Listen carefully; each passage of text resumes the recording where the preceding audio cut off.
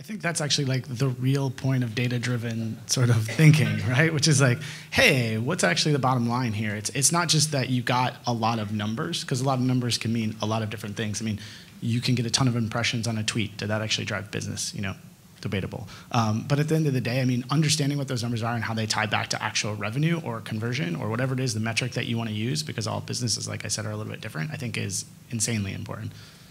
I think we should also all agree to blame all of our problems, whether it's geopolitics or video advertising, on Russian hackers. but moving along. You gotta be careful, though. Yeah, very careful. Luke, West Elm has achieved tremendous successes, as we've underscored, both with its online business and its bricks and mortar retail business.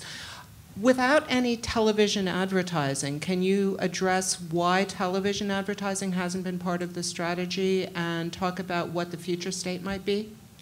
Yeah, sure. So traditionally, West Elm as a brand hasn't done any TV advertising at all. We've really focused pretty heavily in digital across a variety of different platforms and channels. One of the main reasons is, and I feel like I'm going to repeat this sentence a lot, is that we're really trying to test and learn ourselves into what works. So digital allows us to do a really small spend to sort of set a benchmark and understand what the benefits and the potential are for an application or piece of content, a technology, a delivery mechanism, and then scale that up as we start to see success. I think all those things are insanely important to tie them together. You sort of can't talk about not only video-based advertising, but you can't talk about advertising in general without sort of talking about how the content affects the channel that it's on. And we tend to have this desire and this ability to really validate those things before we actually go out there and spend large dollars behind them. So for us, that's kind of the reason why we've shied away a little bit from TV in the past. Oftentimes, obviously, it's a great awareness mechanism, but there's no real specific ROI that you can pull out from it without doing a lot of very sort of, I'll say, fuzzy math without assaulting anybody, hopefully.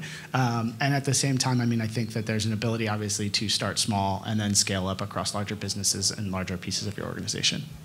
So we've talked a lot about personalized video, recombinant content in personalized video. Are you looking to leverage any of those new technologies and new techniques in your, on television, on other digital channels, marketing initiatives? Yeah, sure. I mean, I don't think I'm doing anyone a disservice by saying like, oh my gosh, personalization is so interesting right now. I think it is. I think there's a lot of amazing things you can do from a personalized perspective. Again, that does sit on the different content you're driving or the different content you're creating and different channels you're driving to. I think there's a variety of different ways to actually attack personalization, not only from a video and retargeting perspective, which is 100% a really great step into personalization, but there's lots of other small things that you can actually do with your business to move that forward. I tend to talk to a lot of businesses, and I used to also consult before I joined West Elm, about trying to take all this stuff. I mean, gosh, if I had a nickel for every time someone said the word machine learning without actually understanding what machine learning was, I would have a yacht at this point, I feel like.